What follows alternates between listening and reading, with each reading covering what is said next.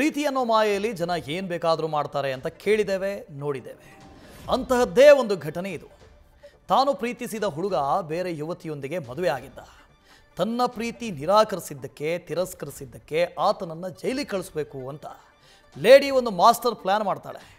ಪ್ರಿಯಕರನ ಹೆಸರಿನಲ್ಲಿ ಫೇಕ್ ಇಮೇಲನ್ನು ಸೃಷ್ಟಿ ಮಾಡಿ ದೇಶದ ಶಾಲಾ ಕಾಲೇಜುಗಳು ಆಸ್ಪತ್ರೆಗಳಿಗೆ ಬಾಂಬ್ ಬೆದರಿಕೆ ಸಂದೇಶವನ್ನು ಇಮೇಲ್ ಮಾಡ್ತಾ ಇದ್ದರು. ಆದರೆ ಆರೋಪಿಯನ್ನು ಪತ್ತೆ ಹಚ್ಚಿ ಬಂಧಿಸುವಲ್ಲಿ ಕೊನೆಗೂ ಪೊಲೀಸರು ಯಶಸ್ವಿಯಾಗಿದ್ದಾರೆ.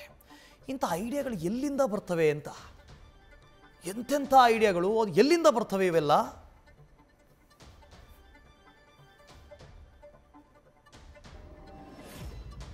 ಪ್ರೇಮ ವೈಫಲ್ಯ ಆಗಿತ್ತು.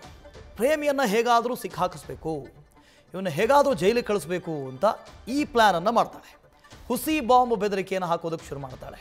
ಕರ್ನಾಟಕ, ಗುಜರಾತ್ ಸೇರಿ 12 ರಾಜ್ಯಕ್ಕೆ ಹುಸಿ ಬಾಂಬ್ ಬೆದರಿಕೆಯನ್ನು ಹಾಕಿರ್ತಾಳೆ. ಇಮೇಲ್ ಮೂಲಕ ಬೆದರಿಕೆ ಹಾಕಿದ್ದಂಥ ಲೇಡಿ ಪೊಲೀಸರ ಬಲೆಗೆ ಕೊನೆಗೂ ಬಿಡ್ತಾಳೆ. ಈಕೆ ಯಾರು? ರೋಬೋಟಿಕ್ ಇಂಜಿನಿಯರ್ ಈಕೆ. ರೇನಿ ಜೋಶಿಲದಾ ಅಂತ ಈಕೆ ಹೆಸರು. ಪೊಲೀಸರ ಬಲೆಗೆ ಬಿದ್ದಿದ್ದಾಳೆ. ಗುಜರಾತ್ನ ಅಹಮದಾಬಾದ್ ಸೈಬರ್ ಕ್ರೈಮ್ ಪೊಲೀಸರು ಅರೆಸ್ಟ್ ಮಾಡಿದ್ದಾರೆ ಈಕೆಯನ್ನು. ರೇನಿ ಜೋಶಿಲದಾ ಚೆನ್ನೈನಲ್ಲಿ MNC ಕಂಪನಿಯೊಂದರಲ್ಲಿ ಇಂಜಿನಿಯರ್ ಆಗಿ ಕೆಲಸ ಮಾಡ್ತಾ ಇದ್ಲು. ದಿವಿಜಾ ಪ್ರಭಾಕರ್ ಈತನನ್ನು ರೇನಿ ಪ್ರೀತಿಸ್ತಾ ಇದ್ಲು. ಇಬ್ಬರು ಪ್ರೀತಿಸ್ತಾ ಇದ್ರು. ಆದರೆ ಪ್ರಿಯಕರ ದಿವಿಜಾ ಬೇರೊಬ್ಬಳನ್ನು ಮದುವೆ ಆಗಿದ್ದಂತೆ.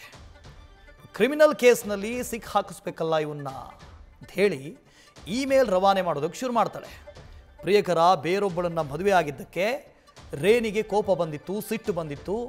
ಪ್ರೇಮಿಯನ್ನು ಸುಳ್ಳು ಕೇಸ್ನಲ್ಲಿ ತಗಲಾಕಿಸ್ಬೇಕು, ಜೈಲಿಗೆ ಕಳಿಸ್ಬೇಕು ಅಂತ ನಕಲಿ ಇಮೇಲನ್ನು ಸೃಷ್ಟಿ ಮಾಡಿ ಆಕೆ ತಿರಸ್ಕರಿಸಿದ್ದಕ್ಕೆ ಪ್ರತೀಕಾರ ತೀರಿಸಿಕೊಂಡಿದ್ದಾಳೆ. ಅವನ ಹೆಸರಿನಲ್ಲಿ ಬೇರೆ ಬೇರೆ ಶಾಲೆಗಳಿಗೆ, ಕಾಲೇಜುಗಳಿಗೆ ಬಾಂಬ್ ಬೆದರಿಕೆಯನ್ನು ಹಾಕ್ತಾ ಇದ್ದ. ಗುಜರಾತ್ನ BJ ಮೆಡಿಕಲ್ ಕಾಲೇಜಿನಲ್ಲಿ ಬಾಂಬ್ ಇರೋದಾಗಿ ಮೇಲ್ ಕಳಿಸಿರ್ತಾಳೆ. ಕರ್ನಾಟಕದ ವಿವಿಧ ಸ್ಥಳಗಳಲ್ಲಿ ಬಾಂಬ್ ಸ್ಫೋಟಿಸುವುದಾಗಿ ಬೆದರಿಕೆ ಹಾಕಿರ್ತಾಳೆ. ಗುಜರಾತ್ನ ನರೇಂದ್ರ ಮೋದಿ ಸ್ಟೇಡಿಯಂ ಸ್ಫೋಟ ಮಾಡ್ತೀವಿ ಅಂತ ಕೂಡ ಬೆದರಿಕೆ ಹಾಕಿದ್ಲಂತೆ. ಫೇಕ್ ಇಮೇಲ್ ID ಹಾಗೂ ವರ್ಚುವಲ್ ಪ್ರೈವೇಟ್ ನೆಟ್ವರ್ಕ್ ಡಾರ್ಕ್ ವೆಬ್ಬನ್ನು ಬಳಸಿಕೊಂಡು ತನ್ನ ಐಡೆಂಟಿಟಿ, ಲೊಕೇಶನ್ ಹೈಡ್ ಮಾಡಿ ಈಕೆ ಈ ಇಮೇಲ್ಗಳನ್ನು ಕಳಿಸ್ತಾ ಇದ್ಲು.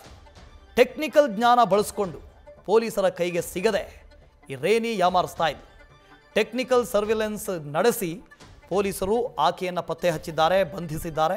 ಅಹಮದಾಬಾದ್ ಸೈಬರ್ ಕ್ರೈಮ್ ಪೊಲೀಸರು ರೇನಿಯನ್ನು ಅರೆಸ್ಟ್ ಮಾಡಿದ್ದಾರೆ. ಆಕೆ ಇಂಜಿನಿಯರ್ ಆಗಿದ್ಲು. ಸೊ ಇಂಜಿನಿಯರ್ ಆದಮೇಲೆ ಆಕೆಗೆ ಗೊತ್ತಿದ್ದ ವಿದ್ಯೆಯನ್ನು ಬಳಕೆ ಮಾಡಬೇಕಲ್ಲ, ಅದನ್ನೇ ಬಳಸ್ಕೊಂಡಿದ್ದಾಳೆ. ನ್ಯೂಸ್ ಫಸ್ಟ್, ನಿರ್ಭೀತಿಯಿಂದ ನಿಮ್ಮ ಪರವಾಗಿ.